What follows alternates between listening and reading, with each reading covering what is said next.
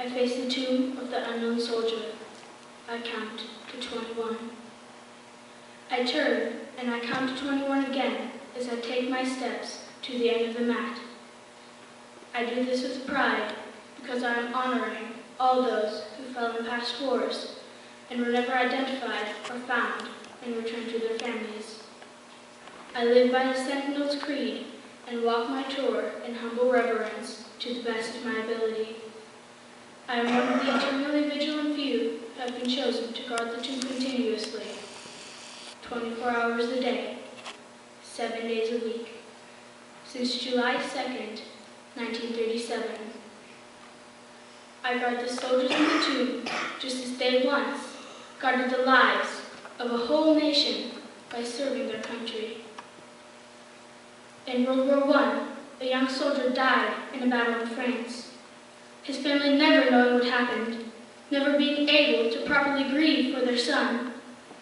He was killed in a place far away from all things familiar and comforting to him. He died in the course of his duty, showing courage in the end. He was buried in the tomb. He received the highest honors. 21 shots rang out over Arlington. Now he will never be alone. I count to 21. The Second World War raged in both Europe and the Pacific. Another young soldier died while fighting for both his ideals and the ideals of his country. He was killed while storming the beach at Normandy. He was shot down in his plane over the Pacific. He was fatally wounded while trying to help a wounded comrade off the battlefield. He gave his life for his country. He gave his life protecting others.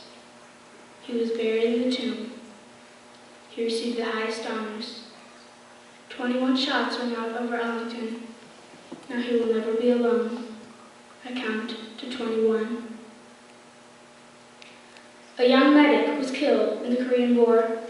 She had saved the lives of many wounded soldiers. She volunteered for a tour of duty because she felt it was the least she could do for her country. She was courageous, never neglecting her duties.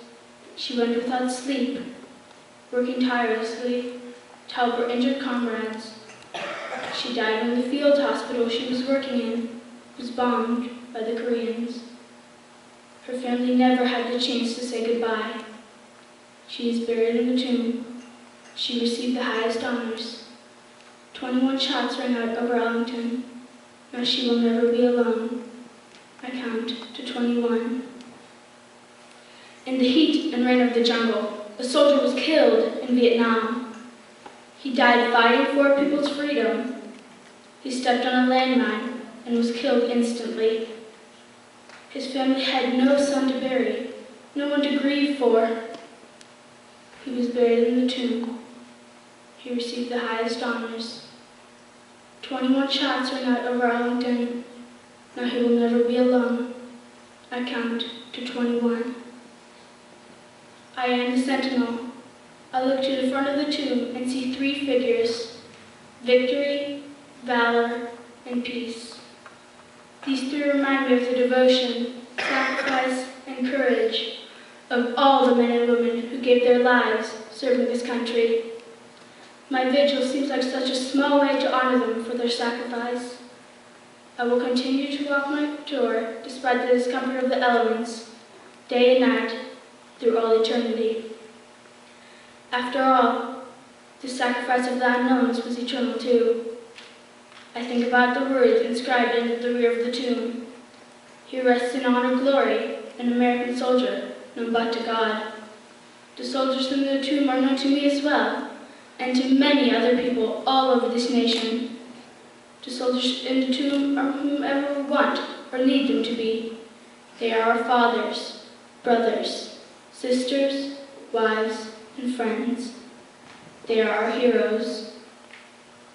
We can never repay them for what they have given us, but we can, in our own small way, honor them, and that is why I count to 21.